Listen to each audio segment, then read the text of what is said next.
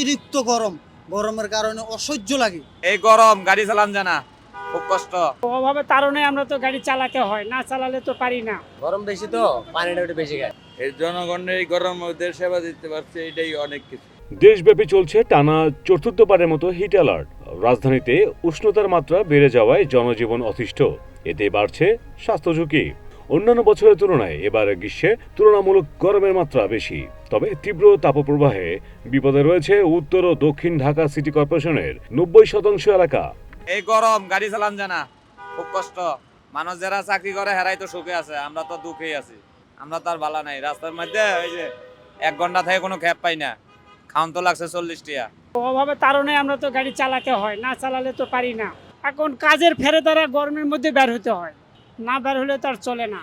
সাধারণ নাগরিকেরা, বিশেষ করে দরিদ্র মানুষ গরমের ঝুঁকির মধ্যে আছেন। রাজধানীর 90% এলাকা গ্রীষ্মকালের প্রায় পুরোটা সময় উষ্ণ বা তাপীয় দ্বীপে পরিণত হচ্ছে। ঢাকার পরিকল্পিত আবাসিক এলাকা উত্তরা, মিরপুর, ধানমন্ডিতেও একই ধরনের উষ্ণতার বিপদ রয়েছে। অতিরিক্ত গরম, গরমের কারণে অসহ্য লাগে। দিনে রাত্রে এই যে গরম হচ্ছে যেটা, এটা রাত্রে 12টা পর্যন্ত তাপ থাকে। এই তাপের কারণে ঘুমাতে পারছি না। আমরা 4 ঘন্টা করে ডিউটি করি, রাত্রে আবার 4টা বাজে চলে আসতে হয় গরমের কারণে। অর্থাৎ খুবই অসহ্য লাগে এই গরমটা। অল্প জায়গায় বিপুল সংখ্যক মানুষের বসতি, অতি তাপমাত্রায় শীততাপ নিয়ন্ত্রিত যন্ত্রের ব্যবহার, গাছপালা ও জলাভূমি না থাকা এবং রাজধানী শহরের বেশিরভাগ জায়গায় কংক্রিটের স্থাপনা দিয়ে আচ্ছাদিত হয়ে যাওয়ার কারণে অতি উষ্ণতার ঝুঁকি বাড়ছে বছরের পর বছর।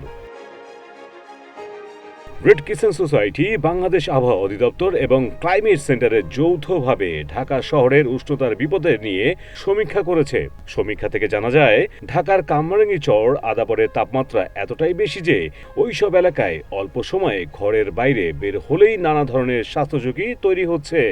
এসব এলাকায় রিক্সা চালক, ভ্যান চালক, হকার, নির্মাণ শ্রমিক, নিম্ন আয়ের মানুষের কমে যাচ্ছে আয়। তারা স্বাভাবিক সময়ের চেয়ে কম কাজ করতে পারছেন। তাপদাহের কারণে রোগবালাই বেড়ে দরিদ্র মানুষের চিকিৎসা ব্যয়ও বেড়ে যাচ্ছে। রাজধানীর বাণিজ্যিক এলাকার মধ্যে মতিঝিল, ফার্মগেট, মহাখালী, কারণবাজার, গুলশান এলাকায় উষ্ণতা মাত্রা অতিরিক্ত অবস্থায় পৌঁছে গেছে। কিন্তু এইসব এলাকায় বাণিজ্যিক ভবনগুলোতে শীততাপ নিয়ন্ত্রিত যন্ত্রের ব্যবহারের কারণে ভেতরের অবস্থান করা মানুষ কম ঝুঁকিতে আছেন।